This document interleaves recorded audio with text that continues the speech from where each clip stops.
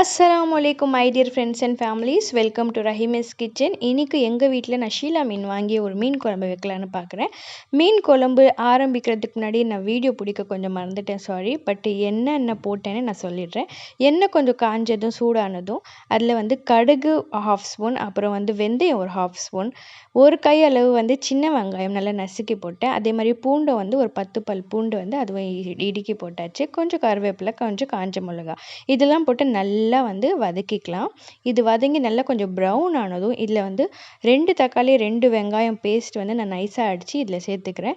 அடுத்தது தக்காளி வெங்காயம் அந்த ரா ஸ்மெல், பச்சை ஸ்மெல் அது போகிற வரைக்கும் கொஞ்சம் இது குக் பண்ணிக்கலாம். லைட்டாக வாட்டர் அந்த ஜார் தண்ணியிலையே அது போட்டு ஆட் பண்ணிக்கலாம். அடுத்தது குழம்பு மசாலா இருந்துச்சுன்னா ஒரு 4 to 5 ஸ்பூன் போட்டுக்கலாம். இல்லை நம்ம வீட்டிலே இருக்குன்னா கூட அந்த மசாலாவும் நம்ம யூஸ் பண்ணிக்கலாம். இது திக்னஸ் தான் தரும், பட் காரம் இருக்காது. அடுத்தது புளி, நல்லா ஊற வச்ச புளி ஒரு லெமன் சைஸ் அளவு புளி நல்லா ஊற வச்சுருந்தேன். இப்போ அந்த தண்ணி மட்டும் நைஸாக வடிகட்டி அதை ஆட் பண்ணிக்கலாம்.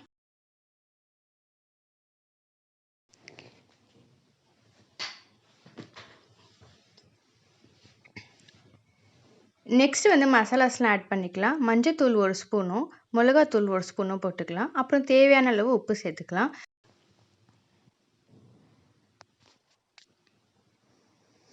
இது ஒரு வாட்டி மிக்ஸ் பண்ணிவிட்டு இது நல்லா கொதிச்சு வரட்டும். குழம்பு நல்லா கொதிச்சு வந்ததுக்கப்புறம் நம்ம மீன் சேர்க்கலாம். இப்போ நம்ம வீட்டில் யாராச்சும் மீன் குழம்பு சாப்பிட மாட்டாங்க, அவங்களுக்கு தனியாக ஒரு குழம்பு செய்யணும்னா இந்த ஐடியா நீங்கள் யூஸ் பண்ணிக்கோங்க. இப்போ கொதிச்சு இருக்கிற குழம்ப இன்னொரு சட்டியில் கொஞ்சமாக நம்மளுக்கு தேவையான அளவு அதில் சேர்த்துக்கோங்க. இப்போ நான் பார்த்தீங்கன்னா ஒரு 10 கரண்டி கொழும்பு இதுலேருந்து அதில் போட்டுக்கிறேன். போட்டுட்டு அந்த குழம்புக்கு நான் கொஞ்சம் உருளைக்கிழங்கு வேக வச்சுருக்கேன். அப்புறம் முட்டை வேக வச்சுருக்கேன். அது 2மே அதில் சேர்த்துட்டு அது அப்படியே கொதிக்க விட போகிறேன். அப்படியே பக்கத்தில் காரக்குழம்பு மாதிரி இன்னொரு குழம்பு ரெடி ஆகிடும். உங்களுக்கு வேணும்னா நீங்கள் வேறு வெஜிடபிள்ஸ் கூட பாயில் பண்ணி ஆட் பண்ணிக்கலாம் தனியாக. அதாவது முருங்கைக்காய், இல்லை மாங்காய், வேறு என்ன இருக்கோ வீட்டில் அவைலபிள் வெஜிடபிள்ஸ் அதுவும் தனியாக நீங்கள் பாயில் பண்ணி இந்த குழம்புல ஆட் பண்ணிக்கலாம். வேக வச்ச முட்டையும் வேக வச்ச உருளைக்கிழங்கும் அந்த குழம்புல சேர்த்தாச்சு. அடுத்தது இந்த குழம்புல நம்ம மீன் சேர்த்துக்கலாம்.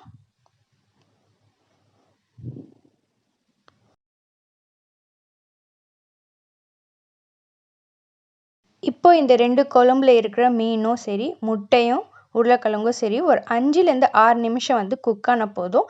மீனை ரொம்ப நேரம் குக் பண்ணாதீங்க. மேக்ஸிமம் 6 மினிட்ஸில் ஆஃப் பண்ண பாருங்கள். இல்லைன்னா மீன் ஓவர் குக் ஆகிடும். இது ரெடி ஆகிறதுக்குள்ளே அந்த 5 மினிட்ஸில் பக்கத்தில் நம்ம ஃபிஷ் ஃப்ரை பண்ணிடலாம். ஆல்ரெடி மசாலாலாம் போட்டு வச்சுருக்கேன் மீனில். அந்த மீன் இப்போ எடுத்து வறுத்துடலாம். எப்போவுமே மீன் கொஞ்சம் தேங்காய் எண்ணெயில் ஃப்ரை பண்ணி பாருங்கள். டேஸ்ட் சூப்பராக அட்டகாசமாக இருக்கும், டிஃப்ரெண்ட்டாக இருக்கும். ரீஃபைண்ட் ஆயில் யூஸ் பண்ணாமல் நீங்கள் தேங்காய் எண்ணெயில் ட்ரை பண்ணி பாருங்கள். நாங்கள் எப்போவுமே தேங்காய் எண்ணெயில் தான் பண்ணுவோம். சூப்பராக இருக்கும். அப்படியே கேரளா மீன் குழம்பு மாதிரி இருக்கும்.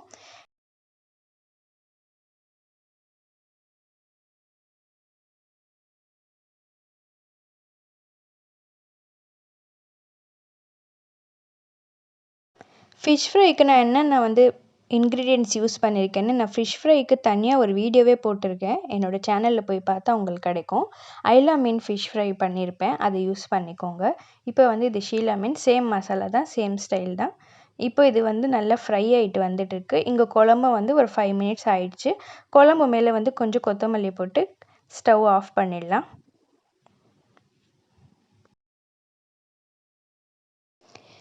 அவ்வளோதாங்க. இப்போ பார்த்தா சுவையான மீன் குழம்பு ரெடி ஆகிடுச்சு. நல்லா சூப்பராக வந்திருக்கு. கன்சிஸ்டன்சிலாம் அமேசிங்காக இருக்குது.